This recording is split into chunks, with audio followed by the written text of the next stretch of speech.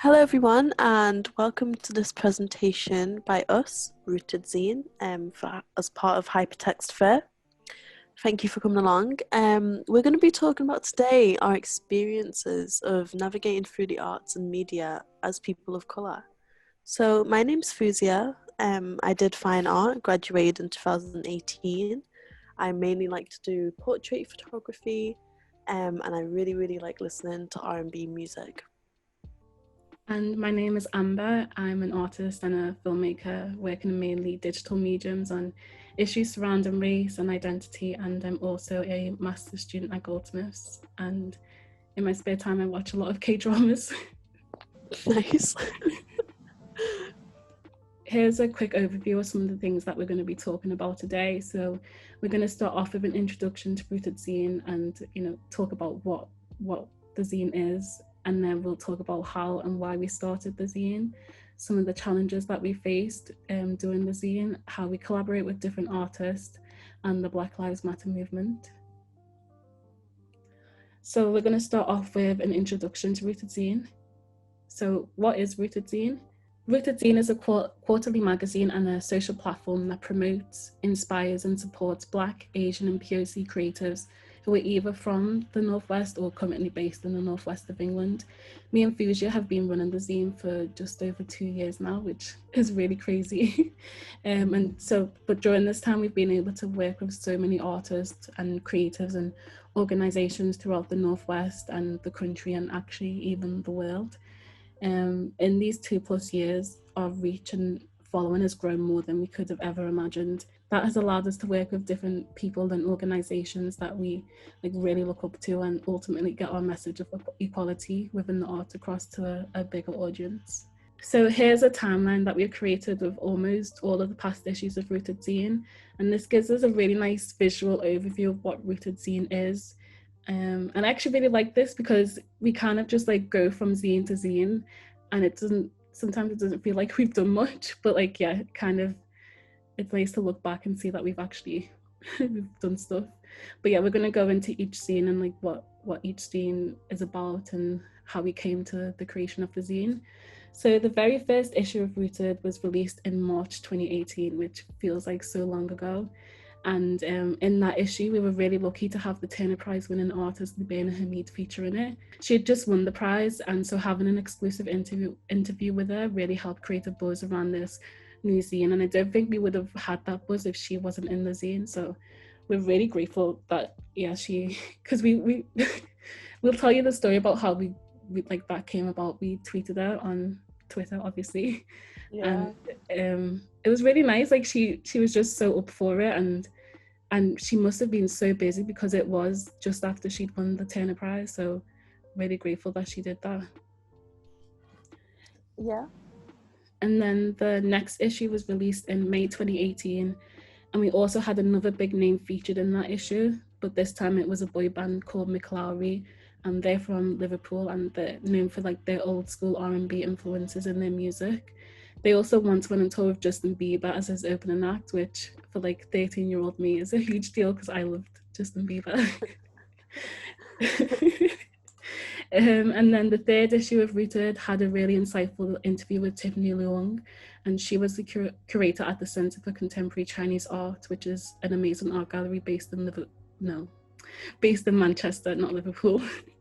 So all those 3 zines that I've just talked about from March to July, they kind of followed a similar format of having one big interview with a more notable person, then having lots of smaller different pages dedicated to rising creatives, as well as the occasional article or review on theatre shows or art shows and stuff like that. But then issue 4, we kind of deviated from this format. This is actually my favorite issue, I think, still. Yeah, I think it is my favorite. And I think it is because it was really exciting to be able to think of new ways to present the creatives that we engage with. So yeah, we've just won an artist residency with FACT from our fine art degree show at Liverpool Hope University, and we used this time during the artist residency to create our first themed issue of Rooted, and this issue was all about hair. So we didn't have the hierarchy of having one person or one collective take up more space than others, and instead we accepted art, writing, poetry and more all on this topic, which we then compiled into this issue. And also alongside that, we hosted different workshops and film screenings all about her, so it was a really engaging zine. Yeah, it was really, really special. And we noticed from this like themed kind of approach, people were responding to it a lot more. Yeah. Which I thought that was fantastic, and it's so beautiful, the zine as well, if It you ever is. get your hands on a copy. Oh, actually, also to note, that was the first time we'd done perfect bound zines, wasn't it? Oh, right, It okay. was, I Because think. before it was stapled like as a Yeah. spine. So Oh. yeah, visually it was also, or like physically, it was a little bit of an upgrade, which is nice. Yep, and we've never gone back to stapled since then. No. We've just stayed perfect bound. Mm-hmm. Aesthetic's important. And the zine after that, which came out in January 2019, it was titled New Beginnings, and we thought it was really, really important that, you know, with the usual rhetoric of New Year, New Me, that people who were reading this zine, especially people of colour, they actually had something as a tool to help them throughout the next year. So we put lots of jobs opportunities, we put positive affirmations, we put tips and tricks on, you know, handling stress and anxiety, herbal tea recommendations, lots of different things for people to, I guess, utilize within the next year that they're having it. And it's kind of like as a diary as well. They could write and make notes in on their work and career journey, especially within the arts. The one after that is architecture. It's from April 2019. So when you think about the word architecture, or you think about, you know, architects, it's the likelihood is that you can't really name a person of color who is an architect, or you can't name buildings who were built by people of color, but you likely, you know, be able to name people who are white who are architects or who have built things. So there's also a lot of history in architecture. So if you look at neoclassical architecture or modernist or the modern movement, there's a lot of fascist ties in both. And in neoclassical type of buildings, there was a lot of links to the transatlantic slave trade and how the profits from that and also the enslaved people were used physically and economically to make these buildings, which is really problematic, especially when, you know, you look at your Liverpool town hall and there's caricatures of Indian and African people on the front of it, almost like a mockery of us, when, you know, that was built off the profits of, you know, really horrible stuff that happened from the transatlantic slave trade. The zine after that is about a rival city. So this is based off an exhibition created by Nilu Sharifi, and it was really important to have this exhibition put into a zine format, so then when people visited the exhibition they could take it away with them and they could reflect on Liverpool as a city, especially if you're a tourist, you know, to the city. So in this magazine, if you think about Liverpool as an arrival city, so people coming in and coming out, there's lots of different parts of history to do with that. So we've got the transatlantic slave trade, of course, we've got the Windrush generation, we've also got Irish migration. And at one point, actually, during the transatlantic slave trade, the profits that Liverpool were making due to the port was actually more than London. So it's really important to highlight this. And also, I think in every city, there's segregation in different areas of the city. And people did comment on this as well as people of colour. The one after this is issue 9. This came out about a year ago. This is about LGBTQIA, Black History Month, and mental health. Usually these issues, especially LGBT and mental health within, you know, people of colour communities, that tend to be either, you know, homophobic, transphobic, or kind of a denial of mental health issues that also happens. This could be down to culture, it could be down to religion, but generally that's what we noticed, and we thought it was important to have a zine that people could input their stories and their feelings and thoughts anonymously or publicly, and talk about these issues freely. The one after that was International Issue, and so we're based from the northwest of England, so we haven't really got into exactly why that is, but for this issue we decided, you know what, let's get submissions from all around the world. So we had people and submissions and artwork from New York, from Hong Kong, from France, from different parts of England as well. It was a really special zine, and it showed how people experience racism in different ways throughout the world too. The issue after that is about work. So when you're a person of color and you're navigating the workspace, you know, you have line managers and directors to deal with. Sometimes your race can be seen as like a threat or a target to some people, sometimes your colleagues as well, or external people that you deal with. And equally, you might experience a lot of microaggressions, which is really, really hurtful to deal with, especially when it's not like covert racism, but people might comment on, you know, that your hair looks unprofessional or unkempt, or your hair color is too bright for your skin color, and things like that that people of color go through. And our most recent issue that came out in October 2020, this was really nice. So this was about queer, trans, intersex people of color, and we were able to have submissions from all throughout England and Great Britain in general, and people were able to submit their work and their thoughts and feelings and catch up, you know, where they're getting up to in their artistic career. Additionally to that, we had Labena back after 2 years. She was in our first scene, as Amber mentioned, and now she came back to talk about her experiences of being an artist of colour within the, you know, LGBT community, and perhaps things like the tokenism and other issues that she faced. When we see the zine, we don't just see it as like, you know, a zine that you can read, but we see it as like a way to do a lot of community outreach. So it was important for us to curate exhibitions where only the artists were of colour, to do debates about, you know, if certain artwork is racist or not. We were able to do art critique talks as well, panel events, and basically talk about, in the art tours especially, talk about the Black and Asian presence within paintings that aren't usually talked about, especially in fine art lectures, especially in lots of different types of media as well. Yeah, I kind of just want to add to that as well. Like, the events that we do is so nice because we get to like put a face to a name, because a lot of the things that we do are just like over email or digital things. So yeah, the events are just really nice for us to do. So we're now going to go into the backstory of Rooted Zine and talk about how and why we started the zine. So let's start off with the how. Going back to this timeline that we've shown before, it actually only shows the outcomes of a lot of hours of invisible work that went into the development, formation and curation of the zine. However, Rooted Zine began way before all of that. We actually started discussing plans and thoughts and ideas around starting Rooted Zine in September 2017. So that's like, I'm terrible at maths. I don't know how many months that is. Ages ago. It is, isn't it? Like from September to March, like that was all just preparation. And it was actually really tough because Fu's going to talk about this a bit more, but it was a very challenging time. There was a lot that went into that. But yeah, actually, Fu, you can talk a bit about that now if you want.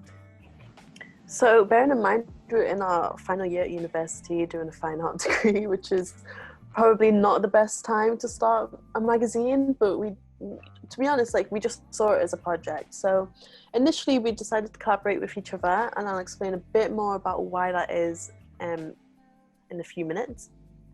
Then we reached out to different artists to help. So we kind of made an exchange. You know, we said to people, if you could submit your artwork to be in the zine, you would be able to get a copy of the zine, but you would also we'd be able to use it as like marketing collateral to send it out to other people.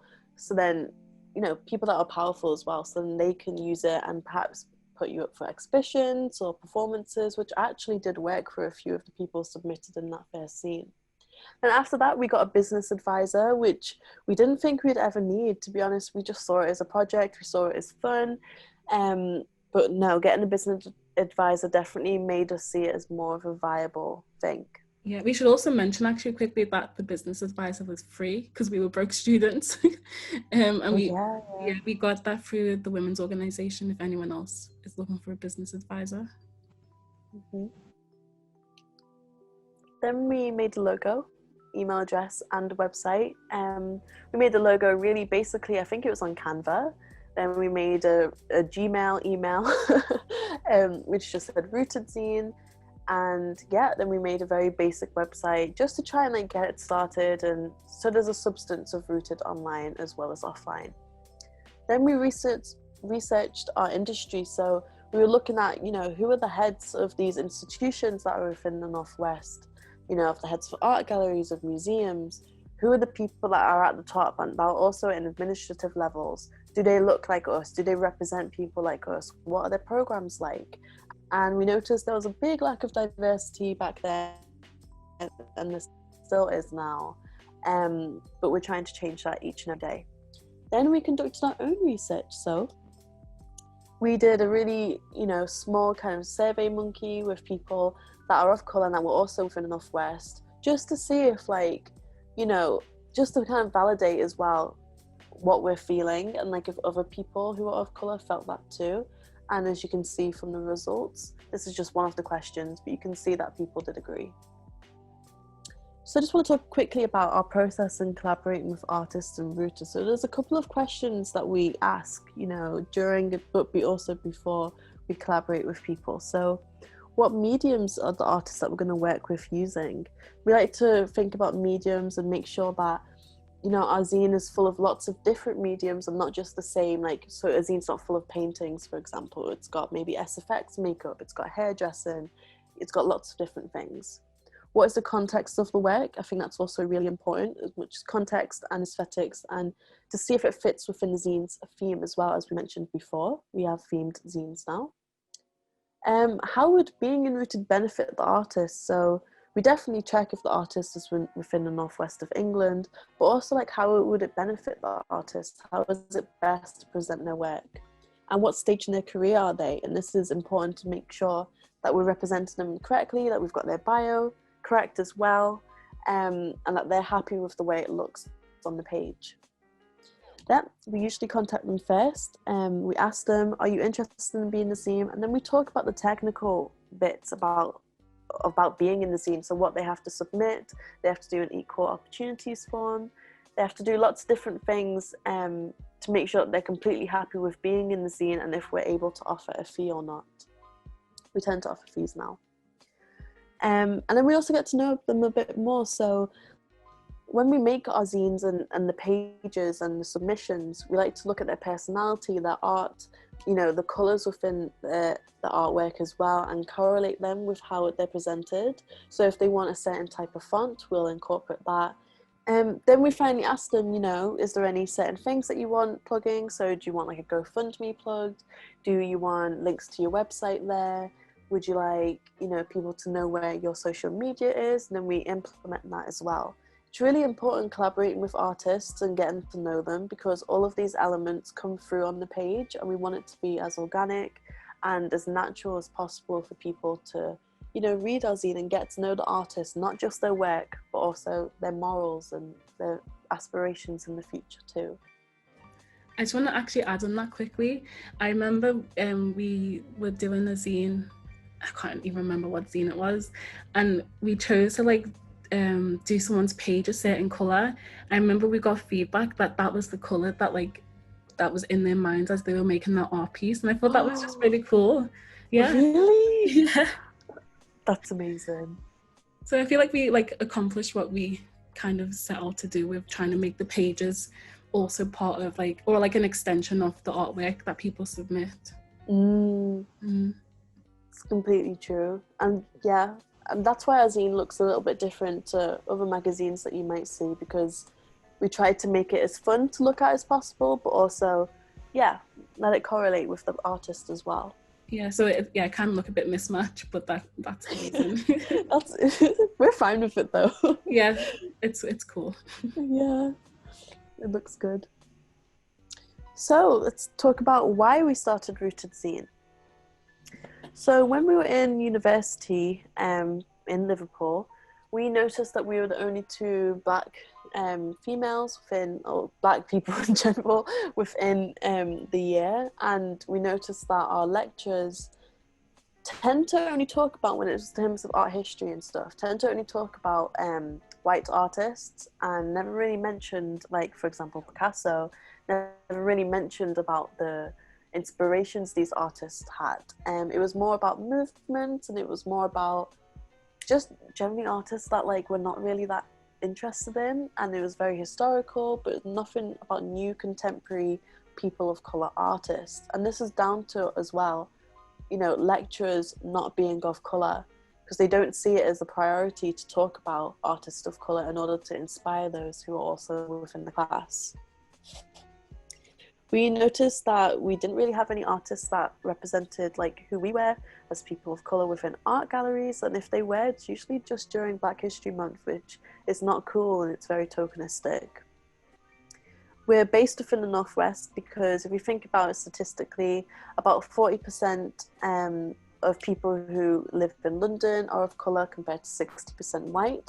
And when you think about and compare that to the Northwest, it's about 10% who are of colour in the Northwest and 90% white, which means the ratio divide is much larger, and therefore this trickles down into the arts and who gets chosen to be in exhibitions and who gets represented as well. We also have a for us, by us mentality and experience. So we're both from working class backgrounds, we're still working class now. Our parents don't really have degrees, we're of colour, we're female. You know, we have a lot of things that people can relate to. And also, finally, in terms of Rooted and why we started, it was also to challenge the institution. So as mentioned before, we were kind of sick of seeing non-people of colour in powerful positions, because the power usually does trickle down when it comes to art institutions and companies and in general. And if that person is not representative of any marginalised community, how are they going to really consider that that's the communities that need, you know, the help the most and that need to be represented the most? Sorry, I'm also going to add something on quickly to what Fauziya's just said. So the whole for us by us mentality, we were actually almost going to call Rooted Zine Fubu. Yeah. And then we realized it was an actual brand, so we were like, oh, we can't do that. But I prefer Rooted. It's a Solanges song, isn't it? It is, yeah. If you've not heard that song, I recommend it. It's actually a really, really interesting, and I feel like it's quite informative if you're not a person of color. Like, she talks about some of the some of the challenges actually, which is a great segue into what we're going to talk about now. Mm-hmm. We're going to discuss some of the challenges that we faced. Running a radical magazine that aims to disrupt the status quo does not come without its challenges, and we're going to go over some of them briefly and hopefully provide some insight on some of the challenges that a lot of people of color go through. And I've got like this little example of how, like, so basically something so simple like going to a meeting for a person of color can actually be a very like traumatic experience. So for example, if I'm going like to a meeting in town, I'll have to get on the bus, and then like I might encounter a racist bus driver, and then I'll have to go to Tesco and get like some snacks, because I always get snacks before a meeting. Why not? And then some water and pineapple is usually what I get. And then usually a lot of the times when I go into like a Tesco or any like little shop like that, usually a security guard is following me around, certain that I'm going to steal something. And then we get into like a meeting space, and everyone in the room is white, and we have to quickly compose ourselves because we know that as people of color we're often judged harsher than others. So that's just like a quick example of how things aren't always as they seem, or aren't always as simple as they should be when you're a person of colour. So at the start of Rooted Zine, a challenge that happened while we were developing the zine came from the many people who very passionately expressed their disappointment and concern regarding the exclusiveness of Rooted Zine, but only in regard to it being for Black, Asian, and POC creatives. And I think when you start any business or initiative, you always take on feedback. However, we quickly realised that a lot of that feedback were just coming from people who were racist, if we're honest, because they were very okay with it being just for people in the Northwest. That was never an issue. It was only ever an issue that it was for people of colour, and I think that speaks a lot for itself. But I think just having that insight and having that understanding that actually that's a them issue, we kind of just brushed that off. But we knew that that was obviously a thing that is going to happen when you are like Fauziya said, the statistics, like Liverpool and the Northwest is a very white place, so obviously that's going to be challenged. But we knew from our own experiences that this was, and from our research that we talked about before, that this was very needed. And tokenism is another huge challenge that really does manifest mentally, as it can cause a lot of self-doubt in one's ability, as sometimes we never know if we're getting an opportunity because of our skin color and because we tick a box, or if it's because we're actually talented. And we actually spoke to Labena about this on our most recent issue and came to the conclusion that tokenism is actually in every single situation. And as people of color, we just have to make sure that we're also gaining something from that situation or from that exchange, because they're always going to be like gaining something from you being a visible person of color in that space. And like sometimes that's actual funding, like you being there gives them access to funding, so you have to make sure that you're also gaining something. Although power dynamics will always mean that sometimes it can never ever be like evened out. But just my advice is just get what you can. I don't know if that's the best, but it's survivalist attitude, isn't it? It is, because you have to. I do think you have to. And then there's like the everyday challenges that, like I kind of said before, and these are things like being followed by the security in the art gallery that you're actually working with. Or like this is something that happened to us recently. We were having a meeting in a cafe and experienced, I feel it was more directed at Fauziya. I wasn't there, was I? Actually, I was just on my way there. We went to a particular cafe in a particular part of Liverpool, which is very white and middle class. And I went into Costa initially, though, to get, a coffee and stuff and to find a seat so we could have a meeting. So I went into Costa and somebody stole the seat that I was looking for, so we couldn't get into that seat. So I thought, okay, I've got this coffee. If I go into another coffee shop, I'll just ask them first, is it okay for me to have this coffee? I'll still buy something from your shop, so I'm still contributing, to the profit of it. So I went into this like kind of like semi-independent shop. There's two of them, and they're quite a famous bakery, and went to the kind of like counter, and I said, look, I explained the situation about how someone took the seat that I was looking for in Costa. I obviously couldn't take the coffee back, but I'm more than happy to buy something from the shop in order to support the shop and not just utilize the space, as a meeting area. And I also said to him that whilst during we're having the business meeting, that we'll be fairly quiet, just as a preemptor, because I was already feeling like a little bit unwelcome. And then he said, well, we've got lots of soft drinks, we've got this and that. And then he kind of pointed to my coffee saying, like, we've got coffee, even though I just explained the situation to him. So then I said, okay, well, I'll get a soft drink and I'll buy some bread as well. And as he was going through the breads, because I asked him, what do you recommend? Because I don't really eat that much bread. And he was like, we've got this and we've got that. And then he said, we've got this sourdough, but it's a bit expensive. So then I automatically said, I'll have that one then, because I was thinking, why does he wouldn't have said that to me if I looked like I was a middle-aged doctor, he would have just been like, this is sourdough. He wouldn't have said, this is expensive, maybe hinting like as a microaggression, maybe you can't afford it. So we were sitting down, and then he was asking, he asked you, I think, like, did you want to buy something? But the whole thing of like the story was that from the offset, he was incredibly like discriminative in the fact that like he was rude, his customer service skills was terrible, and he also hinted to us that like we couldn't afford bread of all things,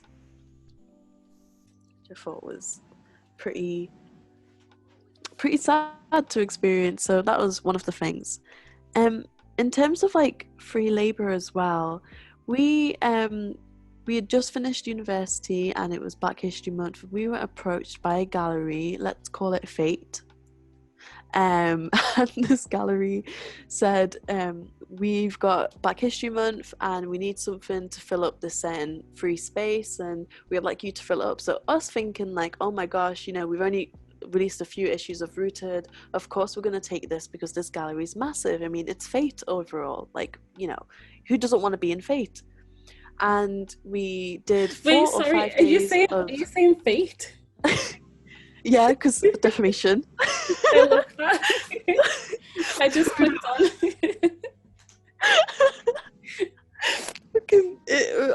I feel like they're just gonna sue us one day because we spoke about it so much. I know. Yeah. Anyway, sorry. That's okay. So they were like, they basically said, like, you know, take over the space for like 4 or 5 days, and you know, for Black History Month. So we did that. We did 4 or 5 days of complete free labor. I think it was about 8 to 9 hours a day, and only afterwards did we realize like how bad that was, and how they asked us as a last minute Black History Month thing, and not actually as, you know, we want you for your magazine, and we want you because we like what you're doing, we like the artist within your zine. So it's very tokenistic, and it's very much free labor. And but they took advantage of like our naivety of when we just finished a degree, we're still looking to get into gallery spaces and change things up, and yeah, they took advantage of that. Yeah, they really did. It was quite like sad as well, because it's obviously a gallery that we all get taught about and we all respect, especially going to a fine art or doing a fine art degree. So it was kind of like a bit of a, I don't know, a horrible realization that galleries like that and art institutions like that can do something like that to us. It wasn't nice. It wasn't a nice feeling at all. So to end this section of the presentation on a bit more of a positive note, we're going to talk about some solutions and methods that we think might be helpful in rectifying the challenges that we've just discussed. And I do think the most basic solution for a lot of these problems is just understanding. If more people were able to understand these types of challenges, because there have been so many times that I've like expressed some of these things that I've gone through, and like it's just met with a lot of disbelief. People cannot believe that something like that has happened, and even though I'm telling them that this has happened, they're like, no, it must be like maybe it was this, or maybe it was that, or maybe it's because you're young, or it's not because you're Black. It can't be, but like it does happen still. And I think if we all just, I think that's something we all can do, like just educate ourselves, read, listen, and just kind of take that time to realize that even though it is 2020 and people think that things like that don't happen, they do, and we have to kind of be sensitive to those things, and I think we all just owe it to other people to just at least be understanding. You know what, this kind of relates to an advert I saw. This is relevant, but like an advert I saw on TV, and it was to do with Black Lives Matter, and somebody said on the advert, like, if you don't have to think about like the potential racism, in like a holiday destination, then like you're privileged. And I just thought that was so effective and so important, because we do have to think about, even just walking around our own city, we have to think about, oh, can I go there, or am I going to get shouted at? That's true, yeah. So. And that was really difficult actually, because of the location of our university. It was in an area that is more white, and like I was personally called the N-word going into university, and like other things that had happened. And I know Fauziya has gone through like similar and really actually awful things outside of university. I don't know if you want to say. It's yeah. So I was walking near the university, but it was still within that part of Liverpool. And there was a person of colour in front of me. It was of South Asian descent. And I remember a guy that he walked past, so the person of colour walked past this like old white guy, and the white guy spat towards the direction of the person of colour. I was like, but you know, people spit a lot. I just think sometimes I do doubt myself a lot, like, you know, is it actually racist, because it was so direct. So I thought, okay, I'll just kind of watch on the side of my eye to see if he does it with me. And he did. So obviously I turned around and, you know, I shouted at him, screamed obscenities, whatever, to him, because rightfully so, you can't be spitting at people. You know, I was spit at in school when the majority of people there were Somali, but I was spit at by a white guy.